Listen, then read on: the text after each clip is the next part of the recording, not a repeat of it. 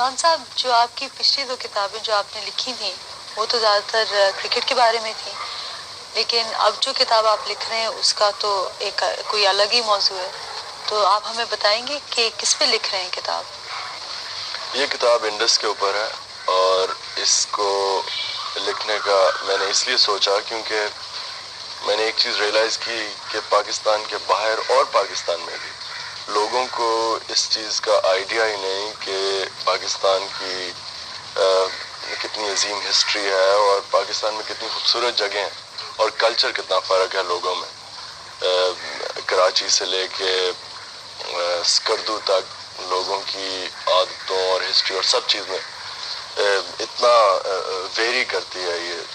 तो मैंने सोचा था कि इस तरह की किताब बहुत इंटरेस्टिंग रहेगी और पाकिस्तान से बाहर प्रमोट भी करेगी। अच्छा, इससे पहले कि हम कुछ और बातें करें, मैं चाह रही हूँ कि आपको हम मुबारकबाद पेश करें अपनी तरफ से भी और हमारे नाज़रीन की तरफ से भी, क्योंकि आप पहले पाकिस्तानी हैं जिनको यूनिसेफ ने स्पेशल एम्बेसडर अपॉइंट किया है। और सबसे बड़ी बात ये है कि आप पहले एशियन हैं जिनको डेवलपिंग नेशन से ये एजाज़ मिला है। तो आप ये हमें बताइए कि यूनिसेफ का ज़ाहिर है हम सब ने नाम सुना है, लेकिन आप ख़ास तौर पे क्या काम करेंगे यूनिसेफ के साथ? यूनिसेफ का जिस तरह आपको पता है कि जो काम है वो बच्चों से रिलेट करता है, उनके हेल्थ और बच्चों के केयर के लिए। तो मैं भी इसको एक बहुत बड़ा फ़ख्र समझता हूँ कि मुझे यूनिसेफ ने इस काबिल समझा कि मैं उनकी किसी तरह भी मदद कर सकता हूँ, क्योंकि मेरे ख़्याल में ये बहुत ही अजीम ऑर्गेनाइजेशन है जो सारी थर्ड वर्ल्ड में बच्चों के लिए जो भी वो कर सके करते हैं। उनके बहुत प्रोग्राम्स हैं। मेरी फंक्शन जहाँ तक मैं समझता हूँ वो ये है कि यूनिसेफ के कई प्रोग्राम्स हैं, मसलन चाइल्ड इम्यूनाइजेशन, उसमें वो मुझे यूज़ करेंगे पब्लिसाइज करने के लिए।